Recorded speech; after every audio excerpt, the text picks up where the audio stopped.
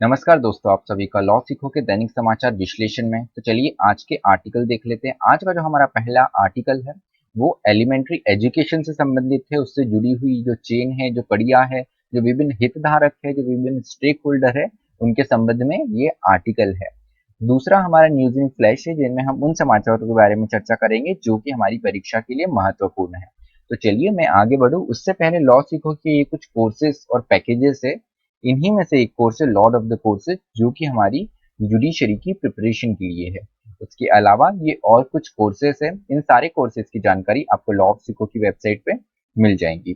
तो चलिए आज का एमसीक्यू देख लेते हैं। वो यह है कि गुपकर पैक्ट निम्न में से किससे संबंध रखता है। ऑप्शन ए है article 370 and 35A of the constitution, अनुच्छेद 370 और 35A हमारे संविधान का। ऑप्शन बी कोऑपरेटिव फेडरलिज्म, सहकारी संघवाद। ऑप्शन सी जीएसटी, या option D monetary policy committee, जो कि हमारी मौद्रिक नीति समिति है।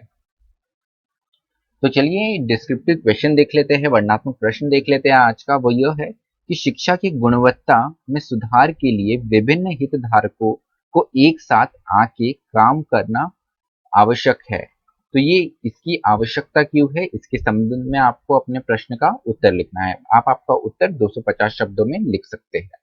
तो चलिए हमारा आर्टिकल देख लेते हैं। एलिमेंट्री एजुकेशन चेन के संबंध में जो हमारा प्राथमिक शिक्षा होती है, उससे विभिन्न जो स्टेक होल्डर है, उसमें जो हितधारक है, उनके संबंध में ये आर्टिकल है।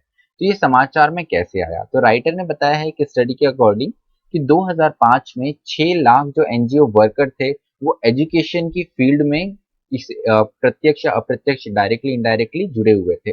और अब ये जो आंकड़ा है ये करीब करीब 12 लाख जो एनजीओ वर्कर्स है वो इस कॉज से जुड़े हुए हैं। तो ये बड़ा ही सिग्निफिकेंट पार्ट है, जिसमें ना केवल सरकार बल्कि जो नॉन गवर्नमेंटल ऑर्गेनाइजेशन है एनजीओ से, उनका भी योगदान बहुत ज्यादा बड़ा है और वो भी इनका काफी ज्यादा फोकस के लिए सबसे महत्वपूर्ण भी बन गया है। उसके साथ में इसका स्कोप क्या है, इसका जो क्षेत्र है कार्य का वो क्या है, वो हम इसका दायरा क्या है वो हम जान लेते हैं। तो सबसे पहले तो डायरेक्ट टीचिंग इन, तो डायरेक्ट टीचिंग जो है वो क्लासरूम्स होता है, डिमॉन्स्ट्रेटिव एक्टिविटीज होता है, method of teachers and workshop होता है। तो इनका फोकस जो रहता है वो क्लासरूम टीचिंग की ओर रहता है। डिमॉन्स्ट्रेटिव मतलब किसी गतिविधि की तरीके से सिखाना या वो गतिविधि एक्टिविटी कर बता के पढ़ाना, तो ये प्रैक्टिकल लर्निंग का पार्ट हो गया। उसके साथ में मेथड ऑफ टीचर क्या होता है कि टीचर्स को किस तरीके से पढ़ाना चाहिए, ये इस दायरे में भी काम करते हैं, यहाँ पे भी इनका स्कोप है। उसके अलावा अलग अलग वर्कशॉप भी कंडक्ट कराते हैं। तो catalyst and influence the functioning of the system, तो ये जो एनजीओ के कार्य है जो शिक्षा के एलिमेंट्री एजुकेशन के क्षेत्र में काम कर रहे हैं, ये कहीं ना कहीं एक कैटलिस्ट के रूप में, एक इन्फ्लुएंसर के रूप में पूरे हमारे तंत्र को, पूरे सिस्टम पे प्रभाव डालते हैं। तो हमारा फंक्शन में एक बहुत बड़ी भूमिका जो है वो एनजीओ की भी आ जाती है। उसके साथ में राइटर ने बताया है कि significant contribution in the continuous professional development teaching, तो एक जो सतत व्यावसायिक विकास पद्धति है उसमें भी इनका बहुत बड़ा योगदान रहा है, जिसे हम शॉर्ट में सीपीडीटी कह सकते हैं। इसमें टीचर को कैसे समय समय पे अपने आप की अपनी जो पेडागोजी की स्टडी है, जो टीचिंग मेथड्स है, उसमें क्या क्या नए बदलाव लाने चाहिए समय के हिसाब से और जो बच्चे रहते हैं उनकी जरूरतों के हिसाब से। तो यहाँ पे अगर हम नेशनल एजुकेशन पॉलिसी भी देखें तो उसमें भी कंटिन्यूअस प्रोफेशनल डेवलपमेंट की बात की गई है। इसमें बताया गया है कि continuous opportunity for self improvement will be offered in multiple modes such as workshops, online teacher development modules. तो यहाँ पर शिक्षकों को जो है उनके विकास के लिए, उनके सतत निरंतर विकास के लिए सरकार ने नेशनल एजुकेशन पॉलिसी में बताया गया है कि यहाँ पे आपको वर्कशॉप कंडक्ट करनी जरूरी है। आप ऑनलाइन टीचर डेवलपमेंट मॉड्यूल्स बना सकते हैं, जिससे रिमोट प्लेस पे भी जो टीचर हो उसको भी काफी मदद मिले।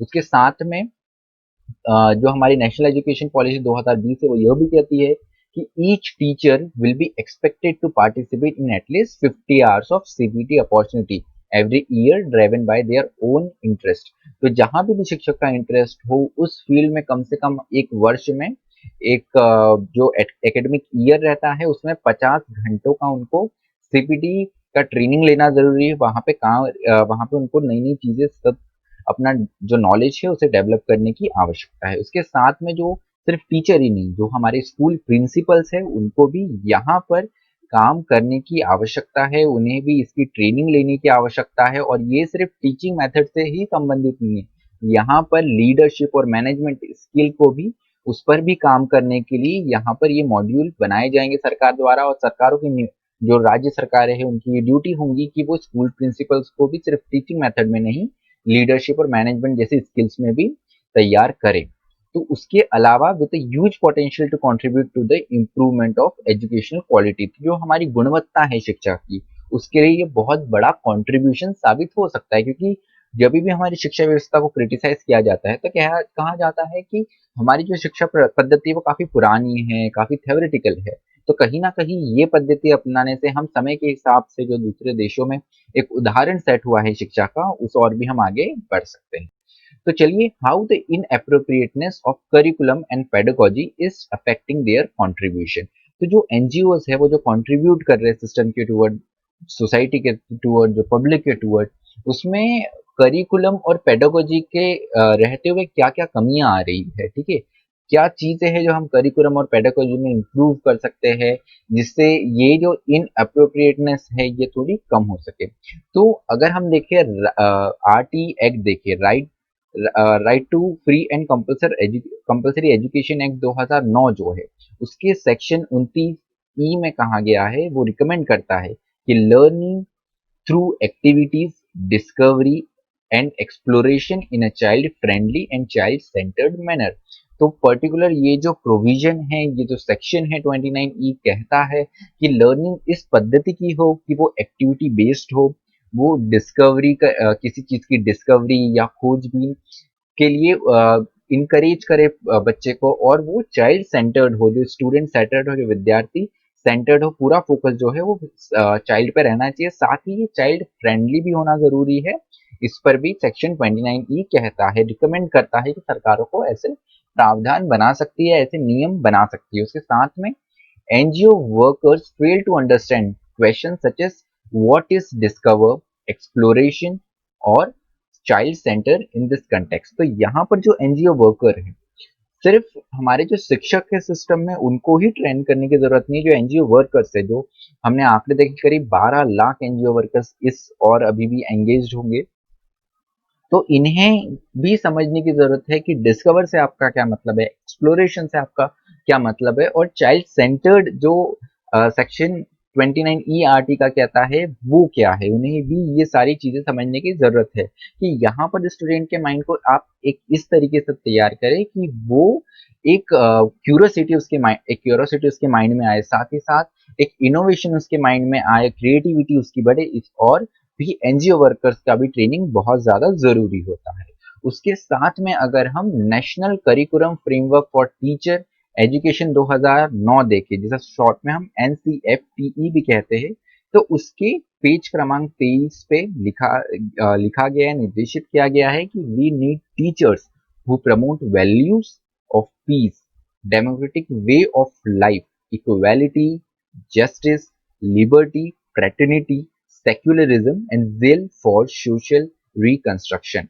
तो हमको टीचर्स जो है हमारे, वो ऐसे होने चाहिए जो कि शांति की भावनाओं को इनकलकेट करे, शांति की भावना पैदा करे स्टूडेंट्स के अंदर, जो उनके विद्यार्थी है। साथ में एक लोकतांत्रिक पद्धति से हम कैसे जीवन जी सकते हैं उस और भी शिक्षा दे। वो साथ में समानता, न्याय, स्वतंत्रता, भाईचारा और सेक्युलरिज्म जो है, ये वाली भावना भी आप उनमें इनकलकेट करिए। उसके साथ में zeal फॉर सोशल रिकंस्ट्रक्शन, मतलब हमारे समाज में आज काफी ज्यादा विषमताएं देखने को मिलती है, काफी असमानताएं देखने को मिलती है। तो वो इस और भी काम करे कि हमारे समाज में जो विषमता है उसे वो उसका रिकंस्ट्रक्शन करे, उसको पूर्ण रूप से नए तौर पे भी लेकर आने में समाज को कंट्रीब्यूट करे। उसके साथ में अगर हम आरटी एक्ट जैसे हमने डिस्कस करा, उसके उसके कुछ महत्वपूर्ण बिंदु हम देख लेते हैं। जैसे आरटी एक्ट जो है वो 6 से 14 साल के जो बच्चे हैं उनको free and compulsory education as a fundamental right provide करता है। मतलब 6 से 14 साल के जो बच्चे हैं उनका ये मौलिक अधिकार है कि वो शिक्षा ले सके। तो ये जो एक्ट है अगस्त 6 2009 को पास किया गया था संसद के द्वारा, और ये 1 अप्रैल 2010 से हमारे कंट्री में लागू है। उसके साथ में भारत उन चुनिंदा 135 देशों में शामिल हो गया है जो कि एजुकेशन को एज अ फंडामेंटल राइट मानते हैं, खासकर के चाइल्ड के कंटेक्स्ट में 6 से 14 साल की जो उम्र वाले बच्चे हैं उनके लिए। उसके साथ में ये जो पर्टिकुलर एक्ट है ये 25% रिजर्वेशन प्रोवाइड करता है उन बच्चों को जो कि इकोनॉमिकली आर्थिक रूप से पिछड़े सेक्शन ऑफ सोसाइटी से, पिछड़े वर्ग से आते हैं। इन प्राइवेट स्कूल्स भी ये प्रावधान बनाया गया है। उसके साथ में it provide that no child shall be held back, expelled or required to pass a board examination until the completion of elementary education। तो हमारे देश में ये एक गलत पद्धति बनी आ रही है कि आपकी काबिलियत, आपका हुनर हम मार्क्स से जांचेंगे। तो कहीं ना कहीं इस पद्धति को, इस पुरानी धारणा को कम करने के लिए एक नियम बनाया गया है कि अब एलिमेंट्री एजुकेशन में आपको कोई भी एग्जाम पास करने की जरूरत नहीं है। 8वीं तक आपका एलिमेंट्री एजुकेशन होता है, तो आप उस कंप्लीट समय तक आपको प्रमोट कर दिया जाएगा और आप जी भर की शिक्षा ले सकते हैं और ऐसी चीजें बोर्ड या कोई एग्जामिनेशन आपके आड़े नहीं आ सकती। तो नेशनल एजुकेशन पॉलिसी 2020 एनईपी 2020 को भी देखें तो उसका पैरा 4.23 कहता है certain subjects, skills, capacity should be learn by all students to become good, successful, innovative, adaptable and productive human being. तो हमारी नेशनल एजुकेशन पॉलिसी 2020 वो भी ये कहती है कि स्किल डेवलप हो, ऐसी कैपेसिटीज डेवलप हो स्टूडेंट के बीच में जो कि उनको एक गुड, अच्छा, एक सक्सेसफुल, सफल, इनोवेटिव माइंड वाला, समय के हिसाब से, स्थिति के हिसाब से एडप्ट होने वाला मनुष्य, उसके साथ में एक प्रोडक्टिव ह्यूमन बीइंग बनाए। उसके साथ में highlight certain AIIMS, good, successful, innovative, adaptable in today's rapidly changing world. तो यहाँ पे जो एम है बहुत ही अच्छे एम की बात की गई है। जैसे आज का समय में हमारा कितना तेजी से बढ़ रहा है, ये कोविड का जो दौर आया, हम एकदम से कुछ ही चंद दिनों में हम पूरे एक रियल वर्ल्ड से वर्चुअल वर्ल्ड में चेंज हो गए। हमारे जो वर्किंग पद्धति थी, जो ऑफिस में काम होता था, अब वो घर से काम होने लग गए। तो ऐसे समय आगे बढ़ते रहेगा और ये चेंजेस समाज में, हमारे दुनिया में आते रहेंगे। तो उस हिसाब से जो बच्चे को तैयार करे, जो मनुष्य को तैयार करे, ऐसा हमारा एजुकेशन सिस्टम होना चाहिए।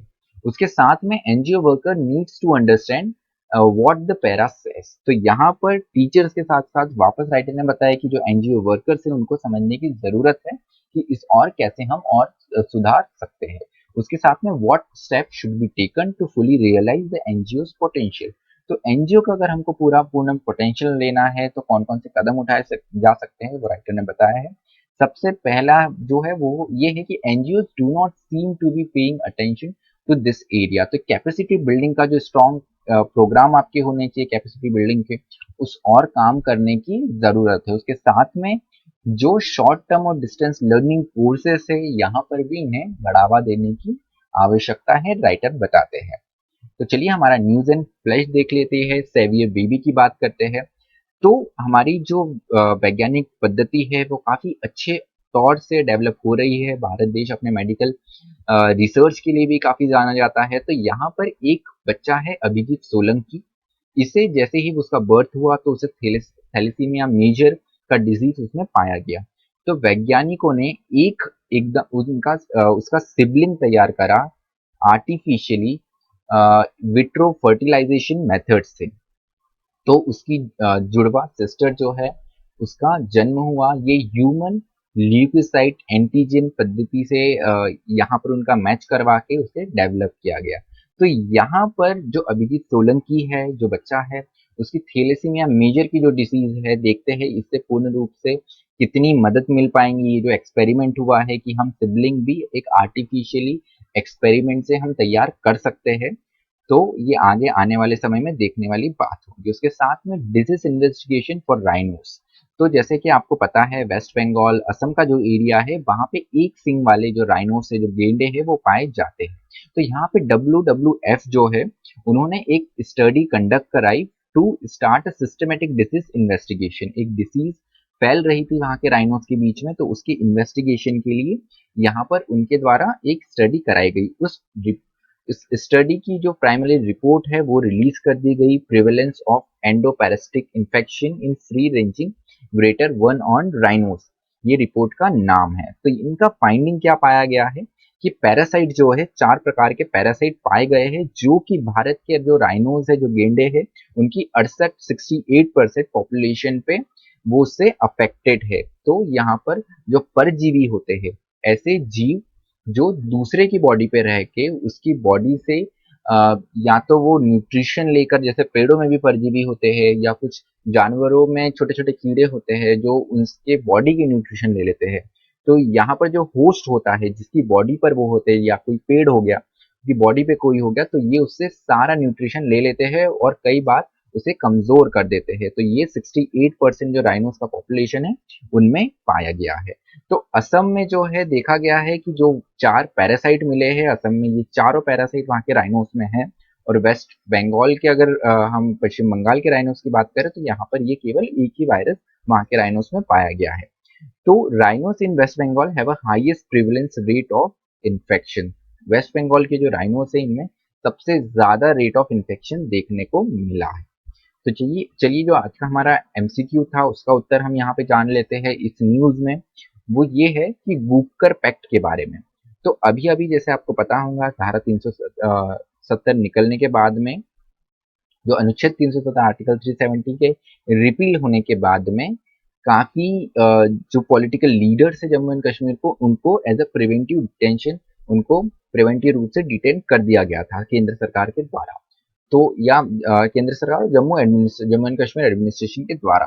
तो यहाँ पर जो पूर्व मुख्यमंत्री रह चुकी है महबूबा मुफ्ती, जो कि नेशनल पीपल्स डेमोक्रेटिक जो पार्टी है पीडीपी जो है उसकी प्रेसिडेंट भी है, उनको रिलीज किया गया। तो यहाँ पर नेशनल कॉन्फ्रेंस के जो लीडर है फारूक अब्दुल्ला और उमर अब्दुल्ला, उन्होंने जाके इनसे मुलाकात करी फॉर वूपर डिक्लेरेशन। तो वूपर डिक्लेरेशन क्या है वो जान लेते हैं। दिस इज वूपर डिक्लेरेशन, जो जम्मू एंड कश्मीर की पॉलिटिकल पार्टीज है उनके बीच में एक ये संधि हुई है for restoration of Jammu and Kashmir special status. तो धारा 370 जो रिपील की गई है, स्पेशल स्टेटस जो निकाला गया जम्मू एंड कश्मीर का, उसे वापस रिस्टोर करने के लिए ये वूपर पैक्ट वहां की जम्मू एंड कश्मीर की पॉलिटिकल पार्टी के बीच में किया गया है। तो चलिए आज का जो हमारा विश्लेषण है वो यही समाप्त होता है। मुझे सुनने के लिए आप सभी का धन्यवाद। इसी तरह पढ़ते रहिए, मेहनत करते रहिए। Thank you.